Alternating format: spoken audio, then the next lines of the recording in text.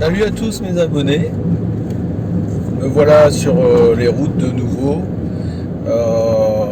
pour aller faire une petite expédition. Déjà je tenais à vous remercier pour l'accueil que vous avez fait à ma petite vidéo, ma très humble vidéo sur la bête de l'anneau. Je tiens vraiment à vous remercier très chaleureusement parce que ça fait plaisir. Comme j'ai dit, je vends rien, je n'affirme rien. Je tenais simplement à rappeler cette histoire qui est quand même très intrigante, qui a fait quand même beaucoup parler. Vraiment mille merci, mille merci à Virgile de Connexion Mystère, je tiens à lui dire.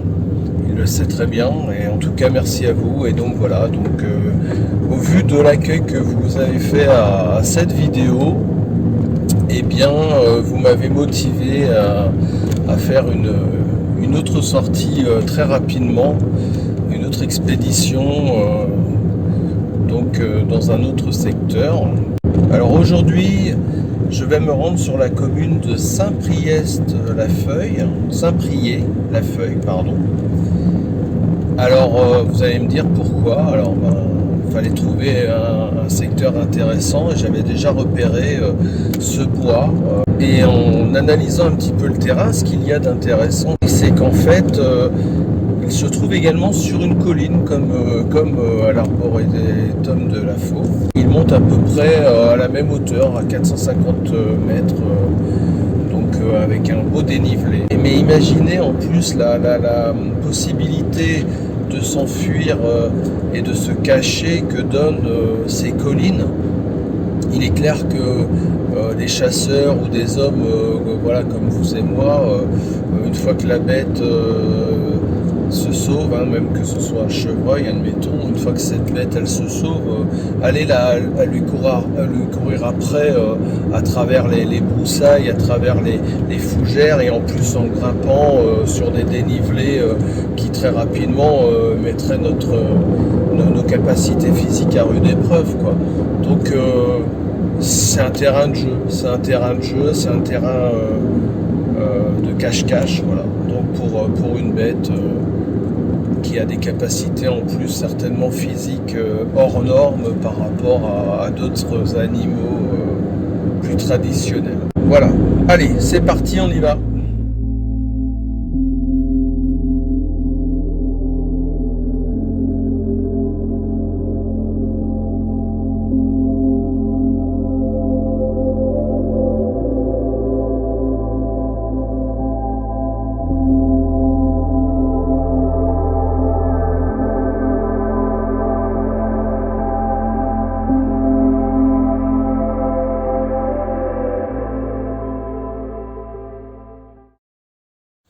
Donc ouais, je me suis arrêté à ce niveau avant d'entamer la promenade du bois pour aller voir un dolmen qui se trouve juste à côté. Donc regardez, en plus c'est super joli, plutôt sympa. Je suis sur un petit chemin en pierre, super bien fait. Il y a un petit ruisseau ici.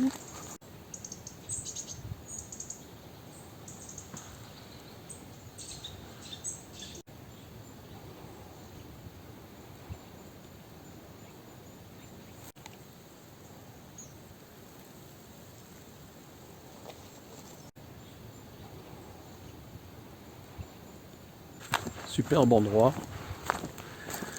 très calme, de jolis arbres qui poussent autour, majestueux, qui laissent quand même entendre qu'une énergie particulière se dégage encore de ce site, je pense. En tout cas, ça fait du bien, c'est reposant. Wow.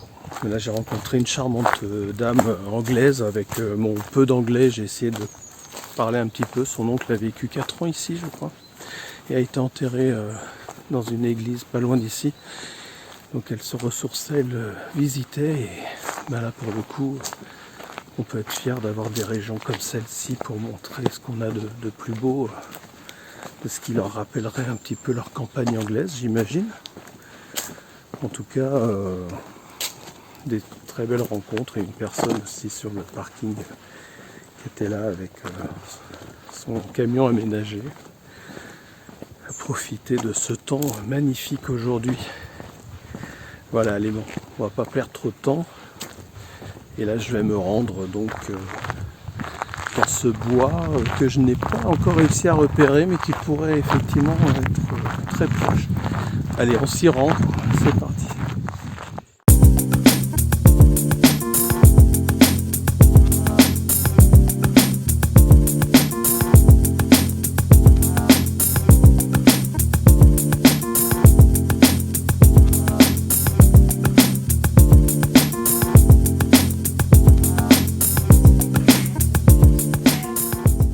Je dois être au bon endroit, mais en fait je pensais que c'était une route qui faisait le tour du bois, mais c'est un sentier de terre et de pierre.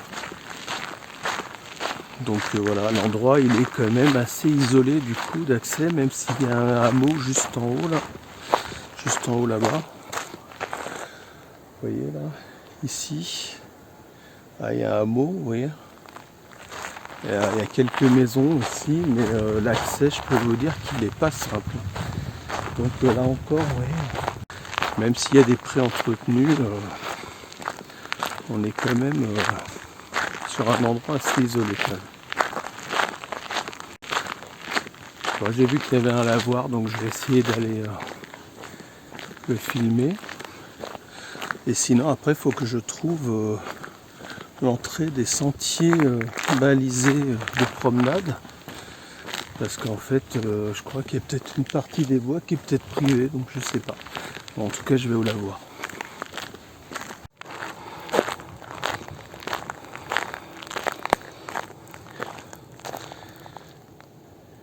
La voir. Ouais. Mais là, moi, rien voir, malheureusement. Voilà, je sais pas s'il fallait aller dans ce chemin qui est fermé, mais bon, c'est dommage pour ce petit hameau. Non, après, l'eau, c'est pas tout à fait un sujet positif en ce moment. Hein. Il n'y en a plus beaucoup. Alors, je crois que le lavoir paie à son âme. Allez, c'est pas grave. En contrebas du lavoir, j'ai vu qu'il y avait de l'eau. Il y a un petit ruisseau. Bah, vous savez, à chaque fois on dit pareil, hein, il faut un point d'eau, hein, sinon les animaux peuvent pas venir s'abreuver et vivre, je dirais là. C'est un endroit où il y a quand même encore très peu d'habitants qui passent. Hein. En voiture, vous n'avez aucun intérêt à passer par là-bas. Donc je pense que les animaux sont extrêmement en sécurité ici. Et si en plus il y a de quoi boire, c'est encore une fois un bel endroit stratégique. Pour venir ici en voiture, c'est chaotique, quoi. Il n'y a pas de sentier vraiment balisé. Pour venir ici, il faut vraiment avoir un intérêt. Il faut soit être exploitant en bois ou agriculteur. En tout cas, du coup, ça grimpe. C'est même pas un chemin que j'emprunte là, c'est une coulée d'eau là, quand il pleut, j'imagine. Je suis à l'aventure là. Ça grimpe comme ça. Et de l'autre côté, hop, ça monte comme ça. Voilà. Je sais pas où je vais, hein. Mais j'y vais. C'est même un peu dangereux, à vrai dire. C'est chaud, hein. Qu'est-ce que vous me faites pas faire? Regardez ces arbres. Magnifique.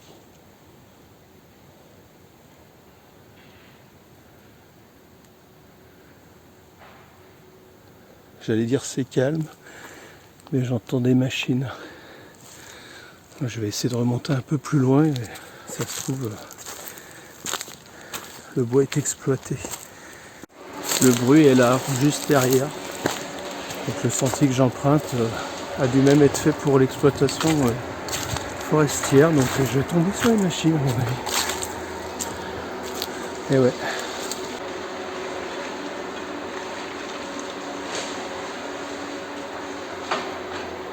Du coup, la voiture qui était en bas de ce chemin, c'était la voiture de ce conducteur d'engin.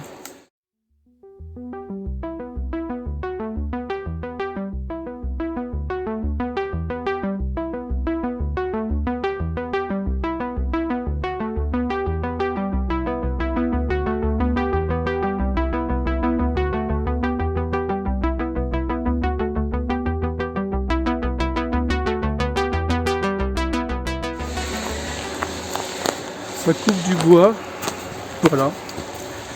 Ne détruisons pas toutes nos belles forêts. J'espère que tout ça est fait de façon intelligente, je pense. Du coup, le chemin ici, je peux l'emprunter quand même, c'est déjà ça. Et je veux voir si je suis au plus haut, mais en tout cas, j'ai vu la vue que j'ai derrière moi, ici. C'est que déjà,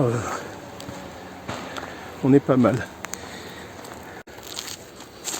Je regarde dans les sillons. Si un animal a mis sa patte là-dedans, je pourrais le voir, la terre a l'air assez meuble. C'est intéressant de voir si d'autres animaux passent au moins par là à l'occasion. Pour l'instant, je peux pas dire. Non. Les chemins de promenade ont dû vraiment être modifiés par les engins là. Mais bon, ils existent encore comme là. Voilà. Ah, et je retourne dans le sous-bois, ça va me faire du bien. Ok, j'inspecte tout ça. Et vous savez, j'ai ce sentiment que la forêt n'est pas à moi, quoi. Je parle pas de la bête ou de quoi que ce soit, hein. Je parle vraiment de l'homme, là, pour le coup. Je vois les traces dans la terre des chenilles. Je sais pas. J'ai l'impression qu'on a effectivement piétiné ce sanctuaire. Et je me dis que les animaux auraient certainement le même sentiment que moi. Mais bon. Bien que les choses se fassent, c'est le cycle de la vie, mais il reste malgré tout encore des possibilités de cachette énormes pour tous ces animaux, quels qu'ils soient, donc heureusement. J'ai lu tous vos commentaires avec beaucoup d'intérêt, je vous remercie. Vous êtes tous super bienveillants et voilà, vous avez compris que je ne vous vendais rien du tout, si ce n'est un peu d'aventure, des promenades et de la nature, voilà, c'est déjà ça, et puis pour le reste, voilà. Mais bon, j'ai pris en compte autant que je pouvais tous vos messages. Certains, enfin en l'occurrence, m'avaient dit que peut-être je pourrais prendre une caméra dans le dos au cas où j'aurais des choses autour de moi. Oui, alors comme je vous l'ai dit, malheureusement je suis loin d'être un youtubeur, je suis un particulier tout comme vous qui se donne la possibilité de faire ces vidéos parce que ça me passionne depuis longtemps, parce que j'étais déjà sur des projets il y a 2 ans de livres éventuellement sur ce qui touche au paranormal en quelque sorte. Donc voilà, moi ce que je voulais c'est vous faire partager ça sans qu'on soit obligé d'y croire ou pas, mais c'est vrai que en tout cas pour le sujet du loup-garou, avant de trouver même un autre nom, parce que probablement que ce nom ne correspond pas tout à fait à cette bête-là, mais bon, on dirait que dans la culture en tout cas traditionnelle, on utilise ce terme-là. Voilà, moi je voulais effectivement me donner l'occasion d'aller sur ces traces-là, on ne sait jamais. En tout cas, c'est gentil de votre part de vouloir déjà que je puisse faire d'autres choses, mais j'ai très peu de temps et très peu de moyens. Je vais essayer de vous mettre des vidéos dès que j'en ai l'occasion, mais il ne faudra pas m'en vouloir si j'ai pas un timing précis. Voilà. En tout cas, je vous remercie. Et puis pour le reste aussi, vous dire que si vous connaissez un peu comment fonctionne YouTube, vous dire que simplement Bon, là, j'ai même pas une centaine d'abonnés, mais en tout cas, il faut savoir qu'effectivement, pour le référencement, c'est qu'à partir de 1000 abonnés que j'aurai même la possibilité de vous, éventuellement, de vous mettre des petits messages pour vous dire ce que je prépare, éventuellement si je prépare quelque chose, les avancées de la chaîne, etc. Là, je peux malheureusement pas communiquer quoi que ce soit parce que j'ai que même pas 100 abonnés. Et voilà, c'est pas pour forcer à m'aider absolument, mais bon, c'est vrai que le référencement, je comprends ce que veulent dire les youtubeurs. En règle générale, c'est ce qui nous permet d'avoir une visibilité. Et si vraiment ça vous intéresse, en tout cas moi ça m'intéresse de parler avec vous et d'avoir des échanges parce que ce sont des sujets délicats et je suis vraiment content qu'on puisse les aborder ensemble. Et ça fait du bien au cœur et à l'âme. Donc voilà, c'est vrai que si j'avais, si ce n'est déjà 1000 abonnés, je serais content. Bon allez, je reprends ma petite vadrouille.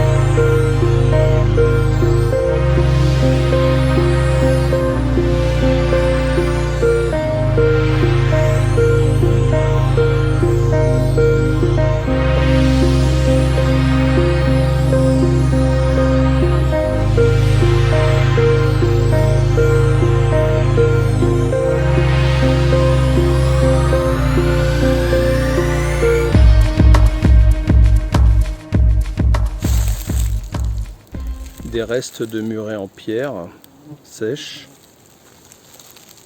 qui nous laissent voir que dans les siècles précédents, tous ces terrains étaient exploités pour les cultures ou pour l'élevage. Ça c'est parlant, il y en a beaucoup aussi ici comme dans beaucoup de régions de France. Souvent une idée fausse sur l'exploitation des terrains dans notre pays en fait. La plupart du temps on entend les gens nous dire au niveau écologie, au niveau de l'écologie c'est catastrophique, c'est la déforestation, tout ça quoi. La surface attribuée aux forêts n'était pour ainsi dire que de 11% quoi. Alors qu'aujourd'hui, contre les idées reçues, on serait plutôt à 20-23%. Alors effectivement, il y aurait moins de forêts primaires qu'à cette époque-là, certainement. Ça, je peux pas l'enlever, mais il y a quand même une nature, une surface naturelle plus importante qu'à cette époque-là, contrairement à ce qu'on voudrait faire croire. Après, c'est dans quel état on laisse ces forêts, ça je suis d'accord. En haut de ces collines, il n'y a jamais énormément d'animaux ou d'oiseaux. Il y en a certes, mais pas beaucoup, on ne les entend pas beaucoup. C'est toujours assez étonnant quand même.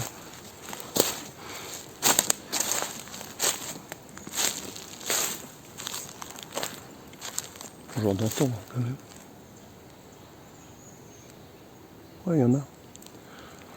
Mais plus on monte, et je parle pas parce que j'étais à côté de la machine, mais plus on monte, et moi j'en entends un peu comme à l'arboretum. Je sais pas.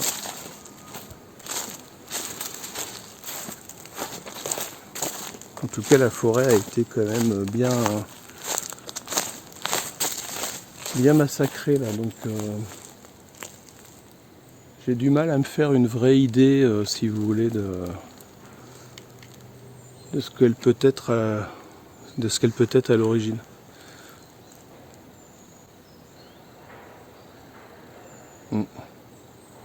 Du coup, ouais, c'est chaotique, je trouve. L'arboretum qui n'est pas une forêt naturelle, comme beaucoup, mais là vraiment ça se voit parce qu'il y a plein d'essences d'arbres qui ont été plantés, au final ça ferait presque plus forêt finalement. Enfin bon, allez on continue.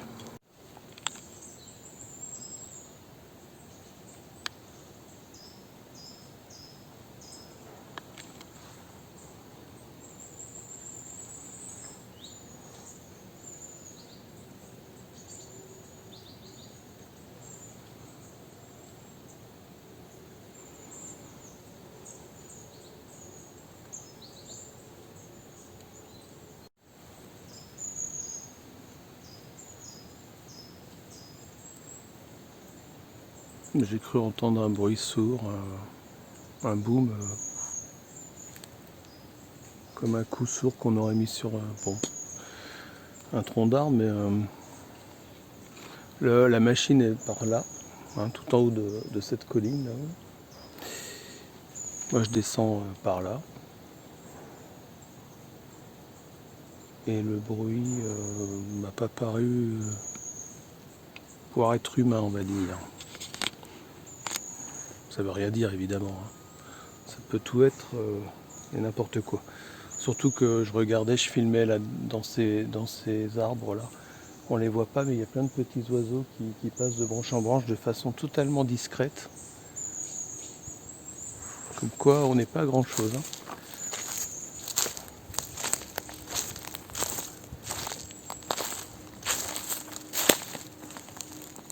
Je me suis arrêté pour écouter parce que le problème c'est que on marche et on passe des fois à côté de choses. Et comme on s'éloigne bizarrement de la zone exploitée là-haut, il serait plus logique de tomber sur des animaux éventuellement. Mais là il est 15h de l'après-midi, hein, un peu plus de 15h maintenant. Je sais pas combien.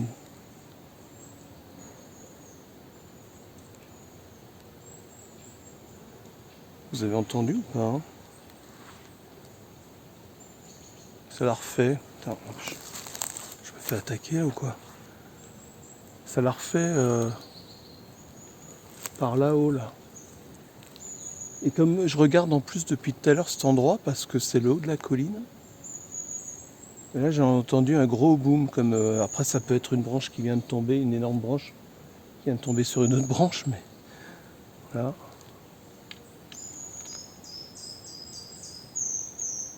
Et les oiseaux, tout ça. J'espère qu'on aura entendu ce gros craquement, ce gros boom là. Comme par hasard quand j'en parle, mais bon, encore une fois, ne nous excitons pas.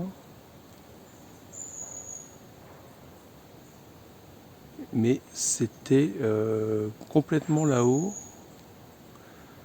et pas derrière moi là. Non, pas derrière moi là, devant moi.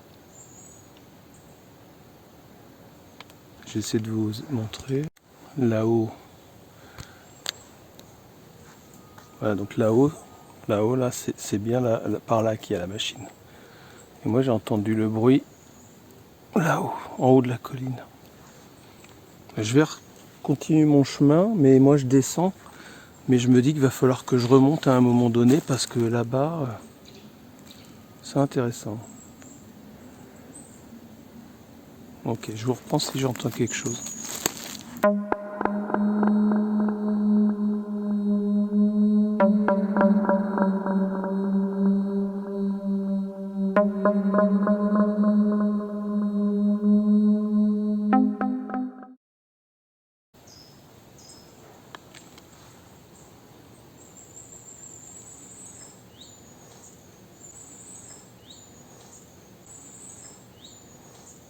Il serait plus logique de tomber sur des animaux éventuellement. Mais là il est 15h de l'après-midi, hein, un peu plus de 15h maintenant.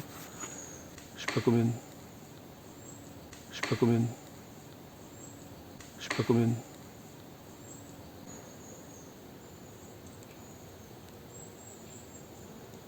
Vous avez entendu ou pas hein?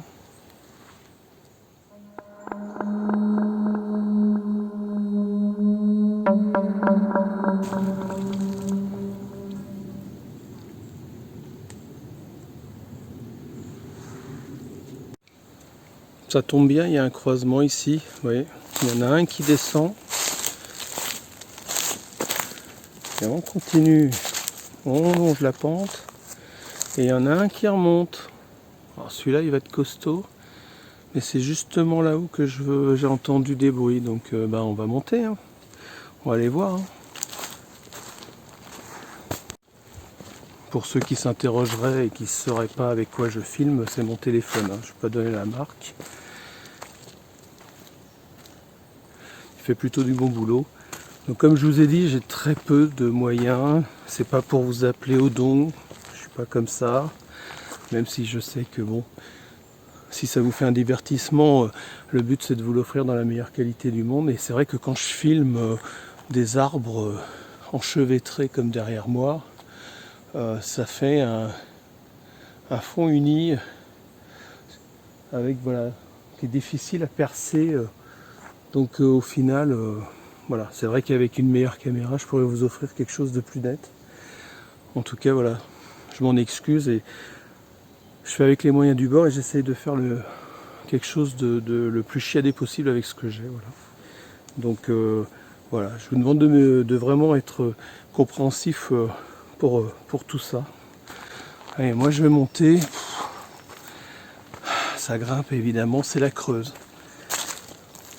Il y a du caillou.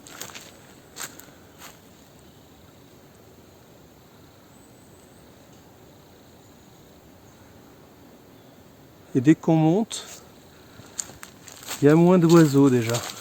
Ils sont en bas, je les entends plus bas.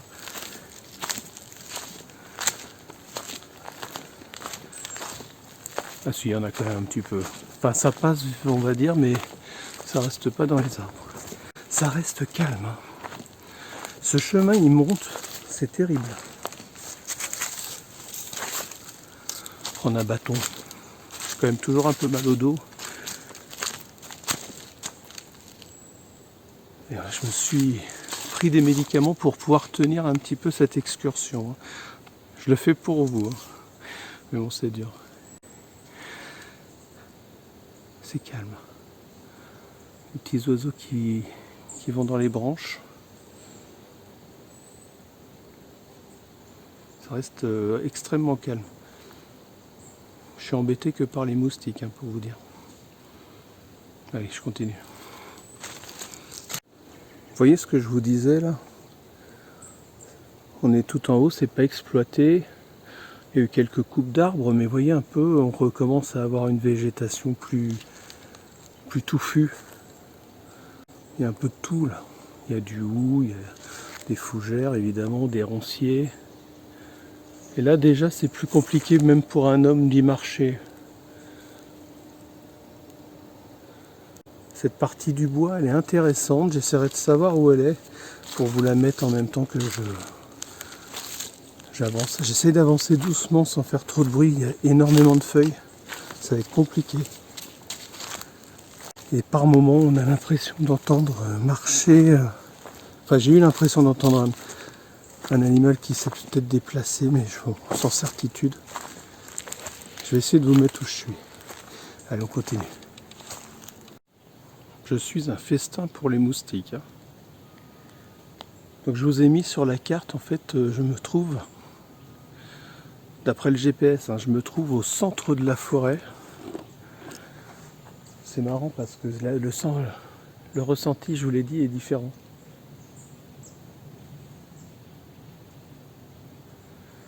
Il me semble entendre des fois des mouvements, mais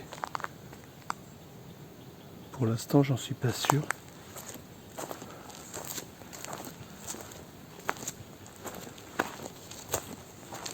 C'est intéressant cet endroit. Et ça monte encore. Ça monte encore. Là, j'ai encore un chemin.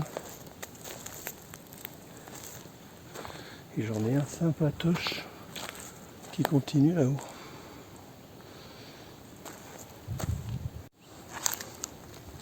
La chasse y est interdite, contrairement à la dernière fois où on avait des territoires de chasse. On va prendre ce petit chemin. J'ai levé beaucoup les yeux vers la cime des arbres aujourd'hui. Et je vous avoue ne pas avoir regardé trop par terre. En même temps, c'est tellement sec que j'ai envie de vous dire, pas y voir grand chose. Mais en tout cas, ce chemin en pierre est très sympa. Je suis haut là quand même. Je pense, je vous ai dit 450 mètres.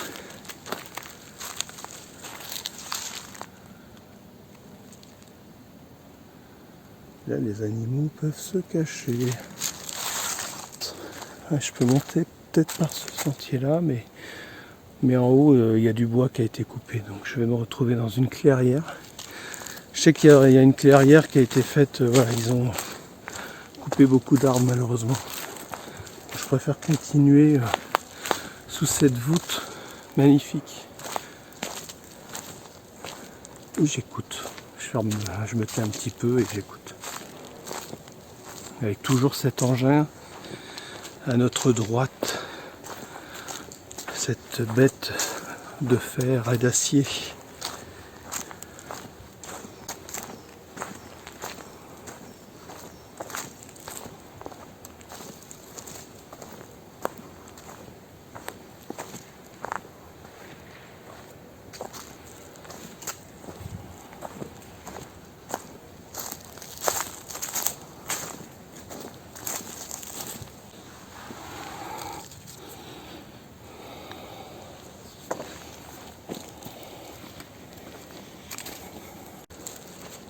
Il n'y a pas de champignons, c'est nul. C'est pas encore le moment. Hein. Je vais m'enfoncer un peu dans les bois.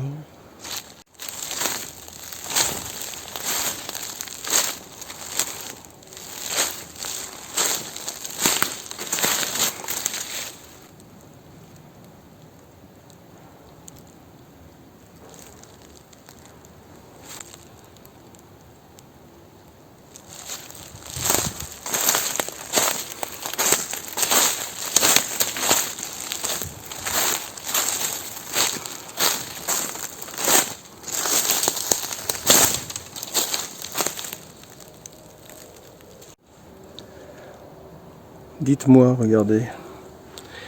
Je vous l'avais dit que la terre était meuble. Eh oui. Regardez. Hop là. Et voilà le beau petit chevreuil. Les sabots fendus. Et vous voyez, c'est passé là. Et là, la terre, elle est encore un petit peu meuble, mais pas beaucoup. Et c'est humide un peu dans le fond, évidemment, mais imaginez le poids d'une bête qui enfonce. Moi, je mets mon poids et j'arrive pas à enfoncer mon doigt. Donc ça passe. Et ça s'est passé fréquemment. Toutes ces petites papates. Alors ça me rassure. Voilà. Donc je vais suivre un petit peu ça. Je voulais pas, mais je vais y aller. Allez. Quand je vous disais qu'on était qu'à 2 km de l'arboretum de Faux, ici vous avez la nationale qui passe. Et de l'autre côté, ces collines là-bas, bon, c'est pas l'arboretum de Faux, mais c'est le début, quoi. Vous avez, on voit pas sur les images, mais il y a en ombre là-bas, il y a d'autres collines. En fait, on est vraiment à 2 km. Il n'y a qu'une nationale qui nous sépare. Et vous avez toute cette nature là. Et là, je continue à chercher sur ce sentier, vous voyez. Et sur la vue satellite, en fait, on voit bien que cet espace d'exploitation, il date d'un moment, en fait. Donc les animaux se sont habitués à ce qu'il n'y ait plus de passage depuis un moment, parce que vous voyez, les enchevêtrements de brindilles qu'il peut y avoir, qui ont recouvert les premières traces de chenilles. Donc la terre, elle est super meuble. Une empreinte là-dedans, ce serait magique. Autant vous dire que si je devais en trouver une, j'ai pas de quoi en faire un moulage, mais je me dépêcherais d'aller chercher ça pour revenir. En espérant que ce soit pas piétiné en 1 ou 2 journées, mais je peux vous dire que je ferai tout. Je ferai tout pour vous et pour moi, pour faire avancer la science. Mais en tout cas, quand je vois l'enfoncement des pattes de 2-3 cm à peu près d'enfoncement des pattes de chevreuil, et j'en ai vu une grande. Hein. Vous voyez, regardez celle-là d'ailleurs. Celle-là, elle est grande quand même. Vous voyez ? Quand je vois l'enfoncement de celle-là, c'est que l'animal déjà, il est lourd. On est d'accord. Il est quand même lourd. Je vais essayer de voir à peu près l'enfoncement, mais...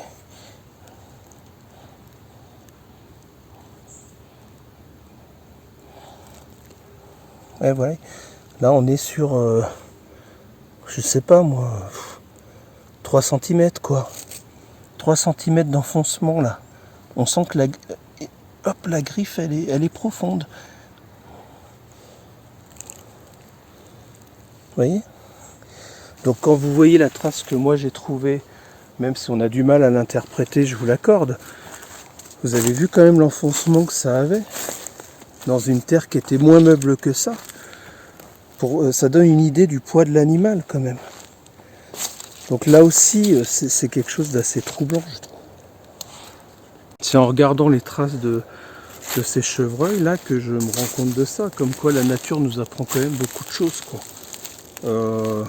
L'enfoncement quand même est énorme. Et moi dans une terre qui était probablement à moitié humide, mais bon pas non plus. Enfin, je trouve ça incroyable quoi, de se dire qu'il y a quand même une bête pesante qui est passée là. Donc oui, si c'est un loup, pourquoi pas, hein, moi je veux bien. C'est vraiment un gros loup, ouais. D'une taille respectable, paix à Monsieur Peter. J'ai rien entendu de spécial dans ce bois. Et là maintenant, j'entends la nationale, là-bas. Là-bas. En contrebas. Mais finalement, je me dis, les animaux ont toute la journée l'habitude d'entendre ces bruits de voiture et la nuit aussi. Donc au final, ça, bon, l'engin c'est autre chose. Quand vous êtes trop près, ça fait vraiment très très peur. Mais ce bruit en fond, je vois pas en quoi il perturberait plus les animaux que cette nationale qu'on entend là, qui est assourdissante.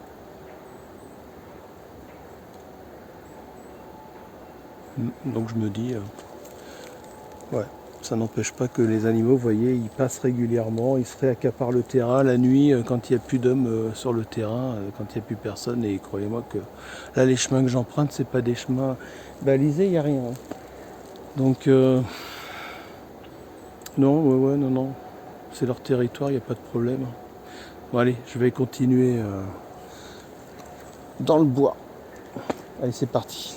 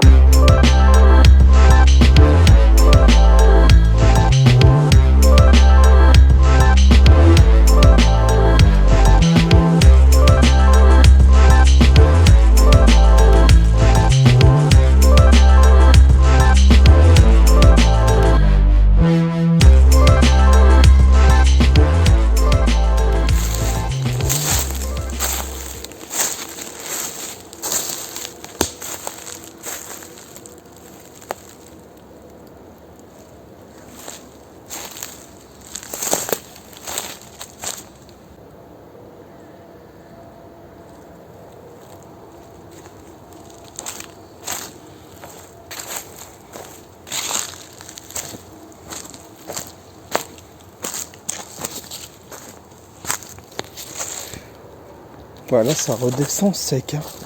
Ouais, je vais vite être en contrebas là. J'ai pas intérêt à glisser. Parce que là, oh, si je tombe, je vais m'en souvenir. Je cherche le ruisseau, donc quelque part c'est pas mal, mais alors là, ouais, je vais couper un petit peu parce que c'est un peu périlleux. Hein. J'ai une abonnée qui me demandait si j'avais peur, si j'avais pas peur de retourner comme ça, tout seul dans ces forêts. Bon là, c'est vrai que là il fait noir. Hein. Là je suis dans une cuvette, autant vous dire qu'il n'y a pas grand chose et ça descend. Non, j'ai pas peur parce que bon là c'est des forêts empruntées, c'est des voilà moi là où j'étais l'autre fois c'était quand même balisé, c'est pour les promeneurs, l'été il y a des familles qui viennent. Donc non, pourquoi avoir peur? En plus, jusqu'à preuve du contraire, il n'y a pas de bête pour l'instant, je peux pas l'affirmer, donc non, j'ai pas peur en fait. Et si bête il y a, elle est comme pas mal de bêtes que l'on connaît de notre faune traditionnelle, à première vue. Elle se terre. Et je pense effectivement que cette bête est certainement beaucoup plus nocturne que diurne, même si elle peut être un peu diurne par moment, mais très très rapidement, quoi. Pour moi, elle est nocturne essentiellement. Donc non, j'ai pas peur. J'ai pas peur. Après, si j'ai la mauvaise expérience de certains, même si on peut considérer des fois que c'est une chance que de voir cette bête, si elle existe, j'en serais effectivement ravi, mais je pense que ça peut être une expérience quand même terrifiante et je sais pas si c'est vraiment ce qu'on cherche en fait. Il y a beaucoup de gens qui ont eu du mal à en parler longtemps et je pense que voilà, ils ont du courage et ce qui est arrivé voilà, les a traumatisés. Après, c'est vrai que pour autant, il n'y a pas eu d'attaque. Hein. C'est ce qu'on disait. Donc, moi, je continue à descendre. J'écoute. Je suis au frais. Je suis même. J'ai l'impression qu'il serait même 17-18 heures déjà, tellement il n'y a pas de lumière dans ce bois. Je vais essayer de vous montrer un peu comme c'est sombre.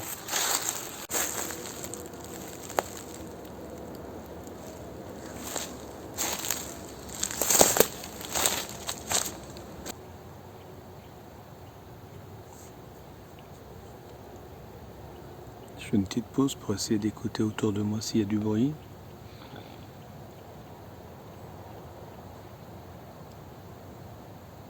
Le bois est calme. Hein.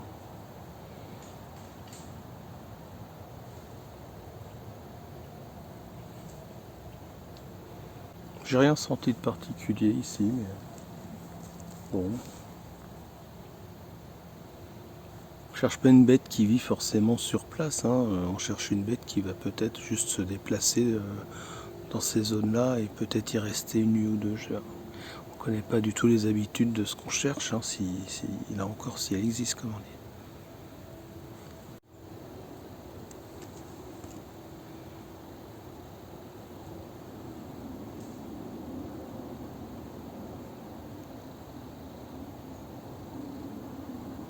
Donc, je suis à la fin du chemin, là, donc je ne vais pas pouvoir continuer par en bas.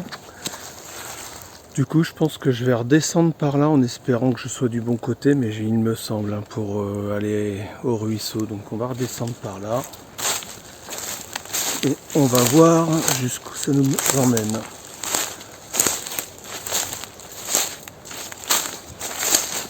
Ouais, c'est parti. Je continue sur ce sentier, puis vous voyez, ma voiture elle est là-bas. Donc en fait j'ai fait une boucle, j'ai réussi à faire une boucle. Donc vous voyez, je regardais encore les traces ici et par endroits on a des traces de déplacement d'animaux. Encore des chevreuils à première vue. Donc vous voyez, les sentiers sont quand même utilisés. Hein. Il n'y a rien de plus que à manger dans un bois, mais vous voyez que les animaux ils viennent quand même. Donc je suis loin du ruisseau. Je vais essayer en repartant d'y passer, mais je suis pas sûr que j'y arrive. Je continue à regarder les traces. Ailleurs, du chevreuil encore. Deux pattes, deux papates. Donc ça traverse ici. Hein. Ça passe. Je vous cache pas que j'aurais bien voulu voir une trace étrange, on va dire. Mais rien. C'est comme ça. En tout cas, c'était quand même une sortie intéressante pour se faire une idée. Incroyable.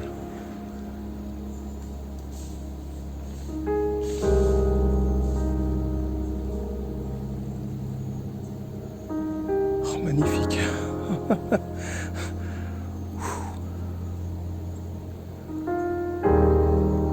Et voilà. Il est parti. Il est parti dans le bois. Vous l'avez vu ?